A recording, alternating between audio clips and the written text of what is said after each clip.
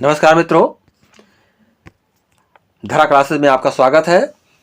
आपको मैं BA fifth semester Hindi द्वितीय प्रश्न पत्र के अति लघुत्तरीय प्रश्न के रूप में क्वेश्चंस दे रहे हैं, जो कि शार्प क्वेश्चन के रूप में दे रहे हैं, जो कि आपके आने वाले एग्जामिनेशन के लिए बहुत ही इंपॉर्टेंट होने वाले हैं। ओनली 10 क्वेश्चंस मैं आपको दे रहा हूं और 10 क्वेश्चंस ही आपको करने होते हैं एग्जामिनेशन में। प्रत्येक क्वेश्चंस 2 मार्क्स के सकते हैं। ये क्वेश्चंस मल्टीपल चॉइस क्वेश्चंस के रूप में भी आपसे पूछे जा सकते हैं। कुछ यूनिवर्सिटियों में मल्टीपल चॉइस क्वेश्चंस के रूप में भी ये क्वेश्चंस आपको मिलेंगे, लेकिन ज़्यादातर यूनिवर्सिटियों में अति लघुत्तरीय प्रश्न के रूप में पूछे जा रहे हैं। यदि आप चैनल पर पहली बार आए हैं, चैनल को लाइक और सब्सक्राइब अवश्य कर दें तथा अपने फ्रेंड्स के बीच में इस वीडियो को अवश्य शेयर करें, जिससे हर स्टूडेंट के पास हमारा ये वीडियो पहुँच पावे और पूरी ही तरीके से इससे लाभ को उठा पाए। मित्रों, तो हम स्टार्ट कर रहे हैं हिंदी द्वितीय प्रश्न पत्र का अति लघुत्तरीय प्रश्न। तो हिंदी द्वितीय प्रश्न पत्र का अति लघुत्तरीय प्रश्न आप देखेंगे, ये खंड आ के अंतर्गत क्वेश्चंस होगा जो आपसे पूछा जाएगा।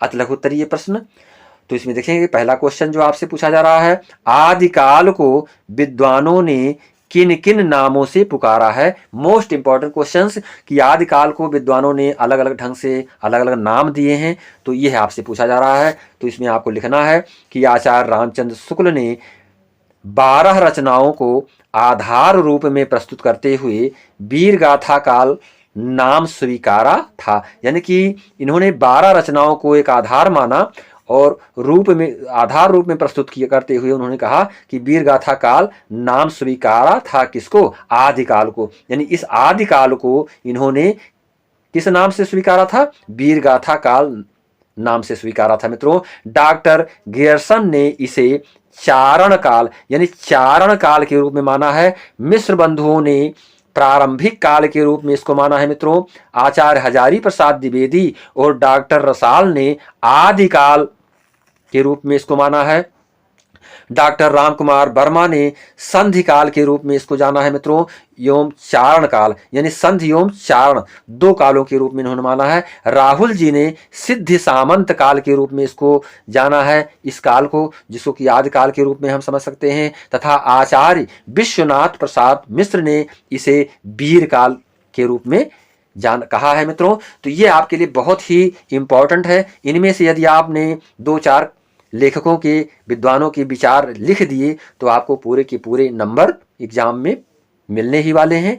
अब हम आपको दूसरे क्वेश्चंस की ओर ले चल रहे हैं। जो सेकंड क्वेश्चन आपसे पूछा जा रहा है, ये सेकंड क्वेश्चन आप पूरी तरह से समझेंगे। सेकंड क्वेश्चन में आपसे किया जा रहा है क्वेश्चन, हिंदी का पहला कवि कौन है। मोस्ट इंपॉर्टेंट क्वेश्चन, यानी हिंदी का पहला कवि कौन है, ये आपसे किया जा रहा है क्वेश्चन। तो आप बताएंगे चंद्रबरदाई हिंदी के पहले कवि माने जाते हैं। आप चंद्रबरदाई के बारे में सुने होंगे, पढ़े होंगे पूरी तरह से।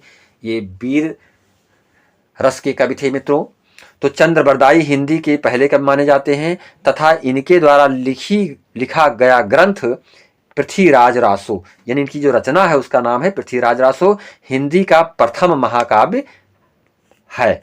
ये हमें नहीं भूलना है। इसके पश्चात देखेंगे क्वेश्चन नंबर 3, आल्हा खंड के रचयिता कौन है।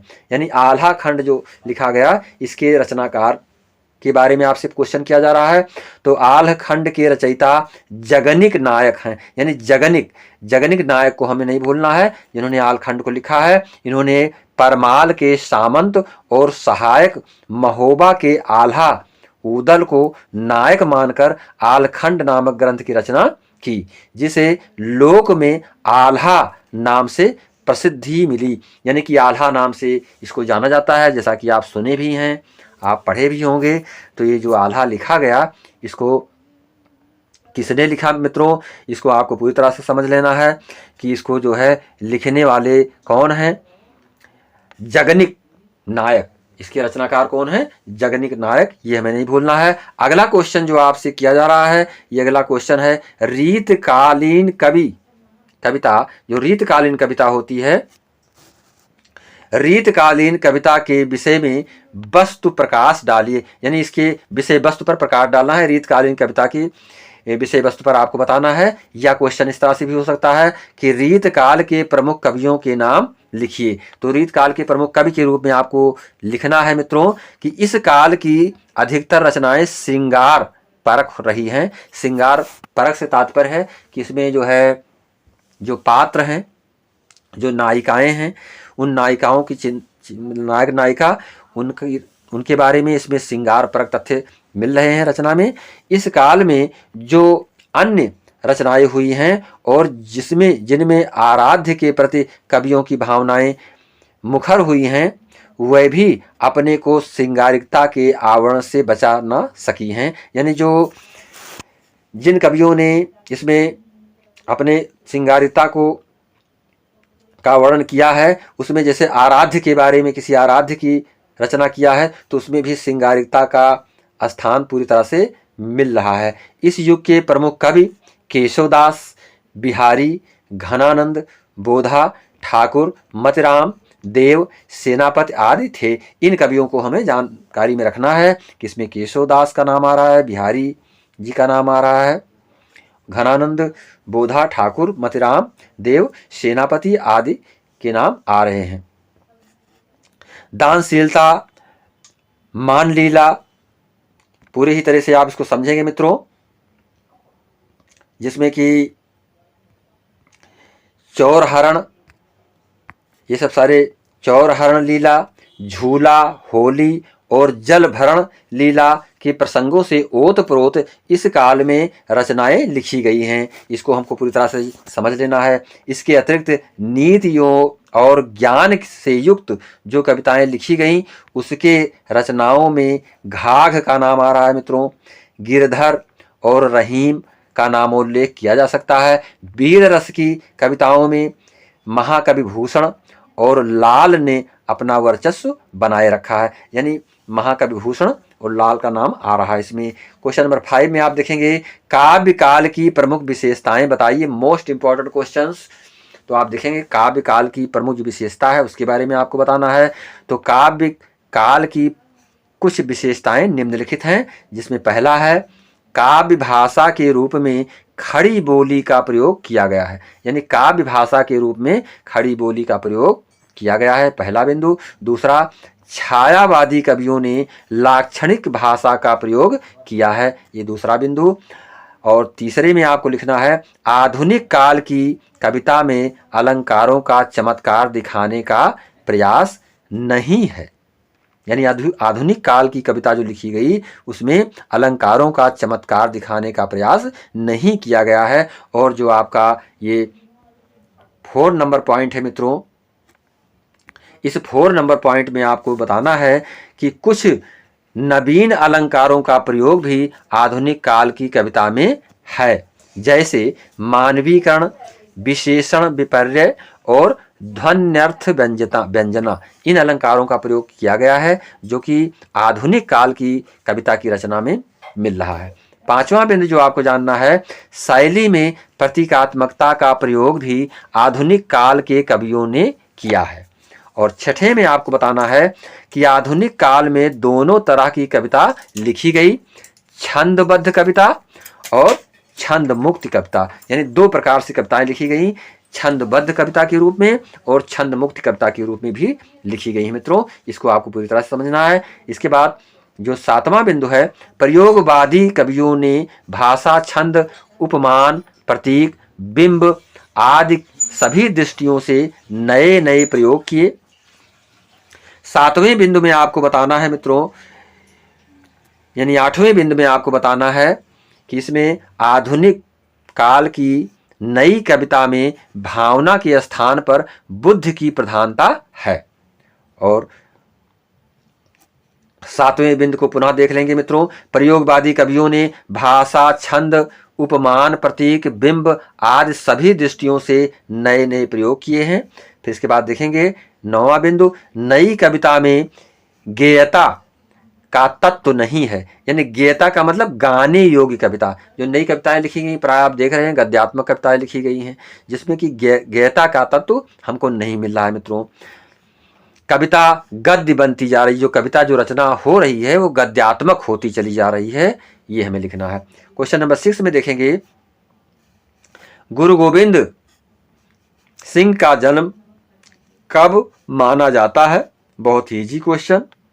इसमें आपको बताना है कि सिखों के 10वें एवं अंतिम गुरु गोविंद सिंह का जन्म 22 दिसंबर 1666 यानी 22 दिसंबर 1666 में माना जाता है, जो कि पटना बिहार में हुआ था।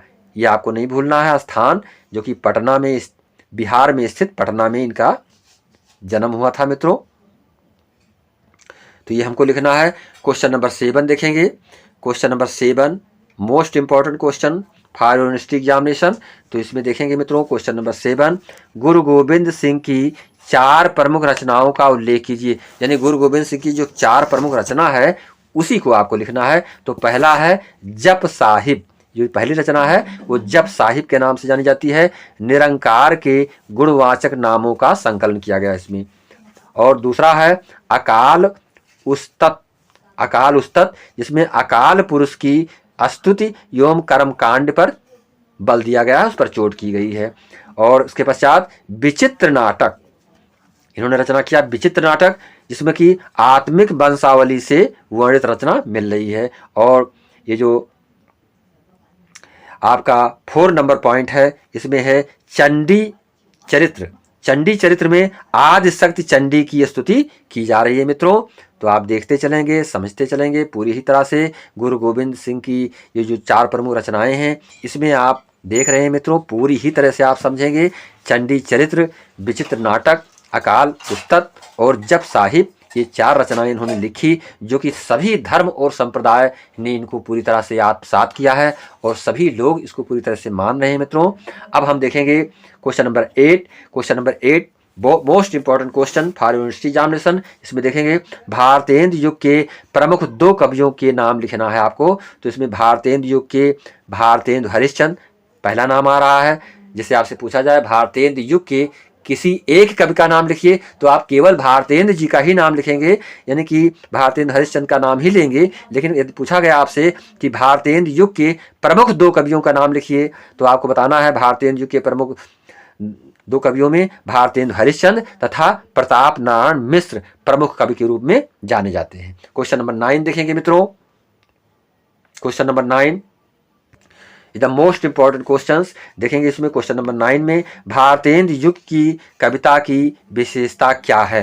तो भारतेंद्र युग की कविता की विशेषता आपसे पूछा जा रहा है कि भारतेंद्र युग में भावात्मक कविता लिखी गई, कविता में राष्ट्रीयता, समन्वय एवं समर्पण आदि के संदेश निहित हैं। और क्वेश्चन नंबर 10 जो कि लास्ट क्वेश्चन आपका है मित्रों, द्विवेदी युग के प्रमुख कवियों के नाम लिखिए। यानी द्विवेदी युग के जो प्रमुख कवि हुए हैं उनके नाम आपको बता देने हैं। तो आप बताएंगे, पहले कवि के नाम के रूप में आप लिखेंगे मैथिली शरण गुप्त जी का नाम आ रहा है, जो कि राष्ट्रीय कवि के रूप में जाने जाते हैं। ये द्विवेदी युग के कवि हैं मित्रों। अयोध्या सिंह हरियोत का नाम आ रहा है, राम नरेश त्रिपाठी जी का, तथा श्रीधर पाठक का नाम आ रहा है मित्रों, तथा मुकुटधर पांडे का भी नाम इसमें आ रहा है मित्रों, जो कि प्रमुख कवि के रूप में जाने गए हैं। तो इन कवियों को हमें स्मरण रखना है, पूरी तरह से समझ लेना है, जो कि द्विवेदी युग के प्रमुख कवियों के रूप में जाने जाते हैं। चलिए, एक आध नाम यदि आपसे छूट जाता है तब भी आपको नंबर अंक प्राप्त होंगे। प्रत्येक क्वेश्चन 2 मार्क्स के होंगे, 20 मार्क्स आपको मिलने ही मिलने हैं यदि आपने पूरी ही तरह से 10 क्वेश्चंस को रिपीट किया है, पढ़ा है, तो इन्हीं में से आपको क्वेश्चंस मिलेंगे। और मैं चाहूँगा कि कमेंट के रूप में आप हम तक अपने कमेंट को अवश्य प्रेषित करें, कमेंट जरूर करें, जिससे मैं आपको उस संबंधित वीडियो को प्रदान कर पाऊँ जिसकी आपको आवश्यकता है। तो इसी के साथ नमस्कार, जय हिंद, जय